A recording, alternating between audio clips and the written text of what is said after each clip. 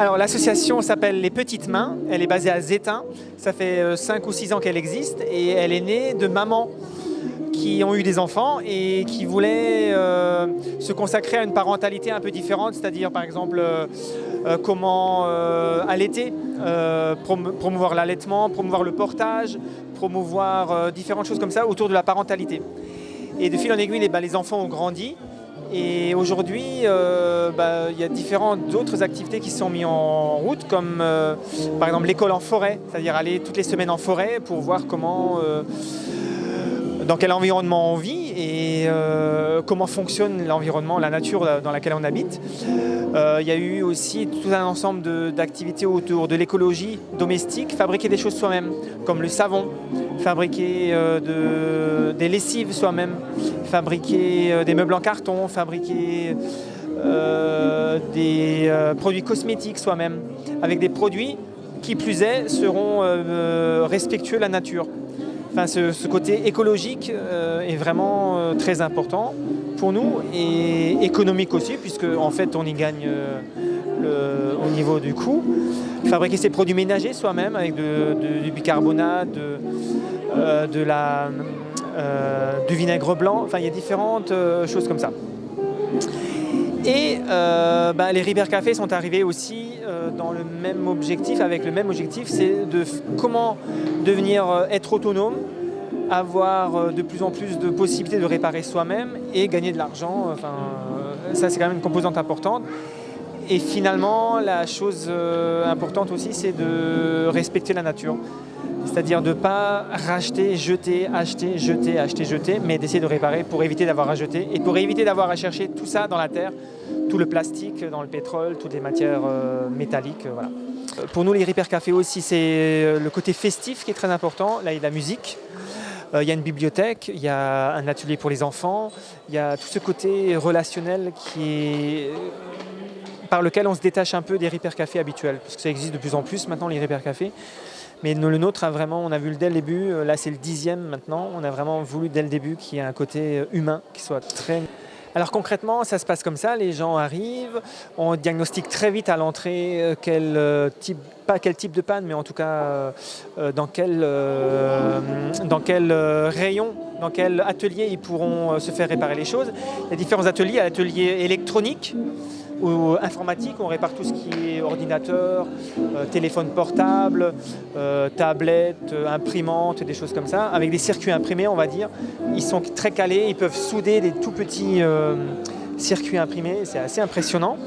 À côté, il y a l'atelier électrique, donc ça c'est tout ce qui est en rapport avec les aspirateurs, les grille-pains, des choses comme ça.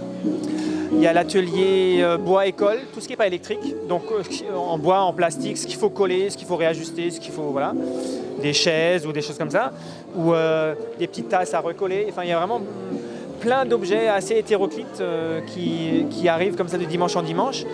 Il y a l'atelier couture, où ça c'est que ce soit troué, à rapiécer, à raccourcir, à rallonger, enfin il y a vraiment tout est possible. Il y a l'atelier machine à coudre aussi, c'est-à-dire c'est une personne qui avait un magasin à Sarreguemines avant, M. Franz, et qui est là chaque fois et qui répare 10, 12, 15 machines par après-midi. Et un atelier vélo qui est dans la belle saison, quoi. C'est gratuit, c'est-à-dire les gens arrivent, après ils vont dans le stand et puis on va essayer de faire la réparation ensemble, c'est-à-dire on invite les gens à prendre le tournevis et à réparer aussi, mettre la main à la pâte, pour encore une fois qu'ils deviennent plus autonomes aussi. Mais c'est pas un service, c'est-à-dire on ne vient pas réparer à la place des gens, ils ne viennent pas ici pour se faire réparer leurs objets, mais on les invite, on les associe à la réparation. Du coup, c'est pas payant. En revanche, il y a des petits réceptacles de dons. On peut faire un don parce que ça a un coût quand même. On remplace des prises, des résistances, des choses comme ça. C'est vraiment un coût. Du coup, ça nous permet de racheter tout ça de Ripper Café en Ripper Café. Les réparateurs, il y a différents types de réparateurs et finalement, ils font tous la même chose. Ça dépend d'où ils viennent. Certains sont du métier. Il y a des électriciens du métier. En semaine, ils ont leur boîte, ils sont électriciens. Et le week-end, ils viennent nous aider. Il y a des gens qui sont aguerris, qui sont des bricoleurs avertis, qui s'y connaissent. Il y a d'autres gens qui s'y connaissent moins.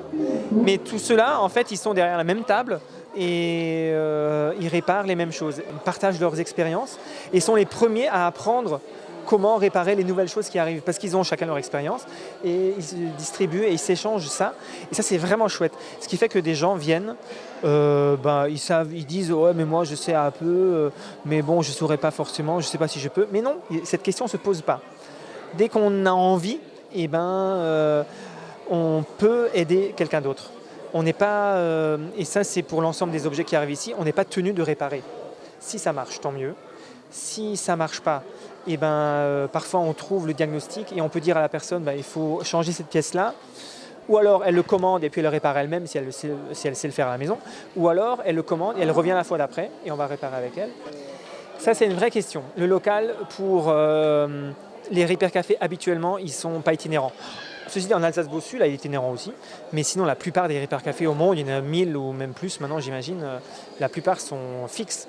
Donc c'est facile d'avoir une armoire dans la MJC, dans socio-culturel ou n'importe où, et mettre ses affaires. Nous, on n'a pas cette opportunité-là et du coup, on transporte tout. Chaque fois, y compris la bibliothèque avec des caisses de livres à mettre à disposition des gens. Mais en revanche, on a une autre opportunité, c'est d'aller vers les gens. On transporte tout et on a eu un partenariat avec la Casque, ce qui a fait qu'on a pu acheter du matériel aussi. Donc aujourd'hui à Sarrab, là, c'est au bout du 10e qu'on a encore rajouté beaucoup de matériel, des multimètres, des résistances, des tournevis, parce que parfois il faut des tournevis avec des têtes très spécifiques. Et donc là il y a des boîtes avec je ne sais pas combien de têtes possibles. A priori il n'y a plus aucun appareil qui résistera.